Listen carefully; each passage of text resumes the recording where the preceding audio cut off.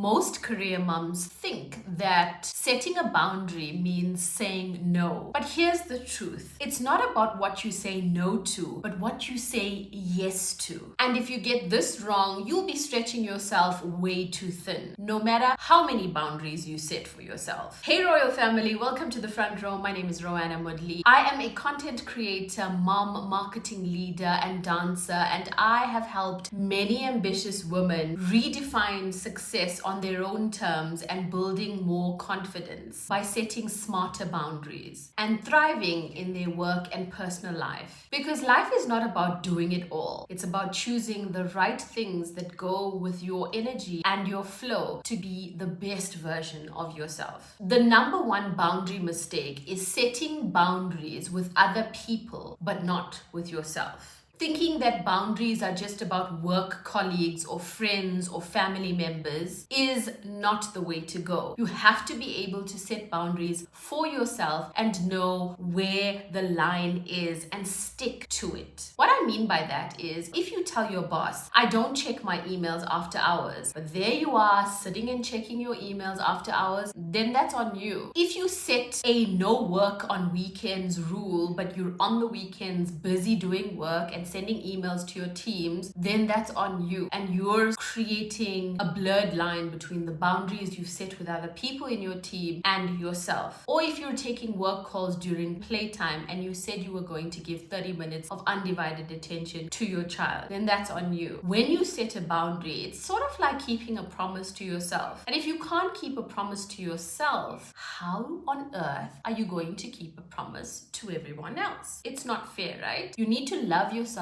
enough to keep a promise to yourself. Be disciplined enough to know that there are no blurred lines. And if I said it, then it is. I'm going to focus on filming for 30 minutes. Then I'm focusing on filming and being with you for 30 minutes. But if I'm taking a call, looking at emails, laughing, watching TV, and also filming, would I be giving you the best of me? No, I don't think so. So the most important thing about setting a boundary is not what you tell others, but it is what you commit to yourself. Now, there's 3 simple fixes to this. The first one is take rest as a non-negotiable. If you are resting, please rest. And rest could mean different things for different people. Reading is rest, exercise is rest, watching TV is rest, sleeping is rest, spending time with your family is rest, playtime is rest. Whatever you think that makes you happy, that you can do for fun, that is leisure, that's not so serious, that is rest. And you should take that seriously. If you are exercising between 5 and 6 in the morning, then you're exercising between 5 and 6 in the morning, and nothing should deter you from that. If you have playtime with your children between 5:30 in the evening to 6 p.m., then that's what you should do. And you can always call someone back after playtime if the roof is burning at the office. The more you set boundaries and the more committed you are to what you say you're going to do, the easier your life will feel, even when the hurdles hit you. It's called discipline. And a disciplined approach is someone that does take rest very seriously. Your body needs to recuperate. Your body is not a machine. We are human beings, and often in the working world, we forget that we operate as such. That's why we get the flu, and that's why we get hit by a sick sometimes when you get the flu, and it forces you to sleep and do absolutely nothing and be in bed, because your body needs the rest to rejuvenate itself, to recuperate, to heal, and to come back stronger. And if you feel guilty about it because you feel like you're doing nothing and you don't really deserve having this rest time, think about it in a different way. Reframe it by saying, this is how I stay sharp for what matters most in my life. This is how I stay healthy for my children so that I can live a healthier life with them. And every time you reframe it, your mind starts believing it and you start thinking about rest differently. You deserve to live a restful life. You deserve a balanced life. And you don't need to be overly stimulated and overly stressed because you're doing so much of work or so much of the same thing and being hyper about it. You need to be calm, cool, and collected. And rest is what's going to help you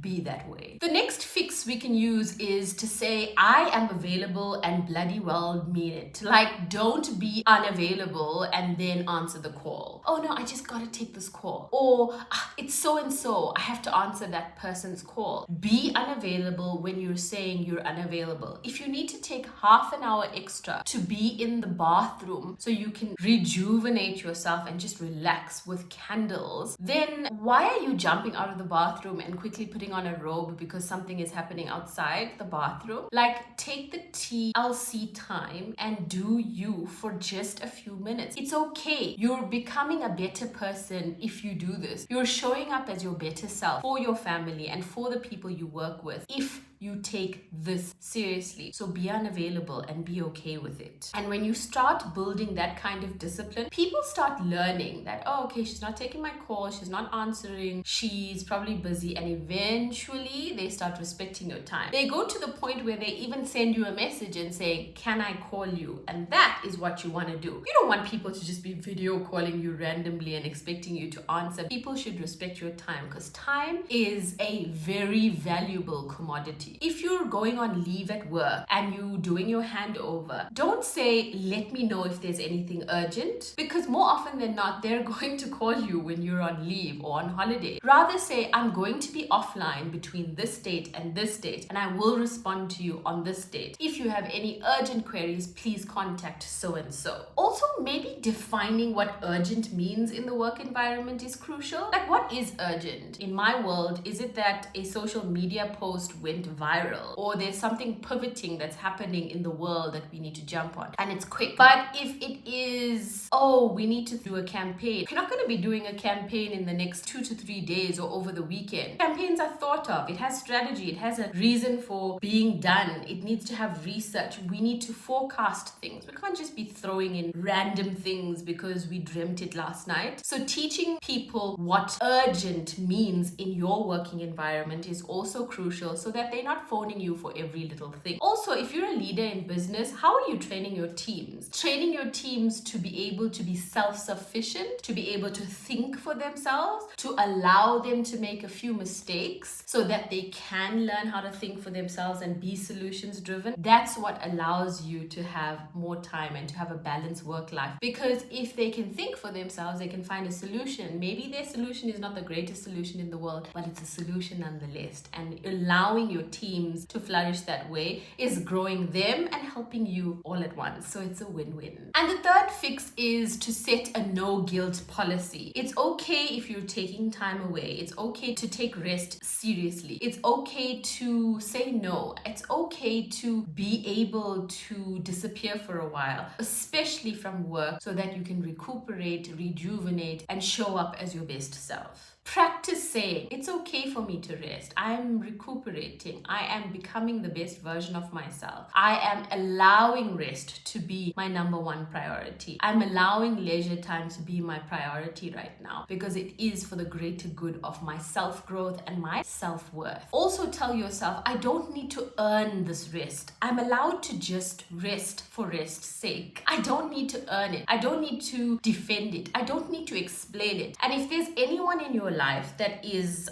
judging on the time that you're taking for yourself, then there's a problem. I get it if you're taking advantage. That's a whole different topic altogether. But if they're judging on you and they're not supporting the fact that you do need this time to get away and to do you, then communicating with those people is vital. People need to understand that life is about balance. And the only way anyone can be successful is to have some sort of a balance. Look, maybe balance is the wrong word, because you're not going to be able to have social life 50% and career life 50%. That's kind of impossible, but it's a give and take. When I'm at work, I'm fully engaged at work. When I'm not at work, I'm fully engaged in my personal life, and vice versa. What is deemed urgent? What is not deemed urgent? Having a clear understanding of what that means, having scenarios to help people understand what that means, saying I'm unavailable, but doing it in a nice way, and teaching people how to treat you, and treating people in the same way that you would treat yourself, and having a give and take relationship, building trust with people and analyzing how they treat you when you're away, and getting rid of people that are toxic and not helping you be the best version of yourself. Of course, in the working world, it's difficult to say you can get rid of someone, but just perhaps handle that situation a little bit differently, especially if they're toxic and they're on your case and they want your time. Teach them very pleasantly and very nicely how you need to be treated. What is the hardest boundary you had to stick to? Comment below and let me know. I would love to know how you got through that boundary. It's been a treat. Thank you very much for choosing the front row, and we'll do this again soon next time. Cheers.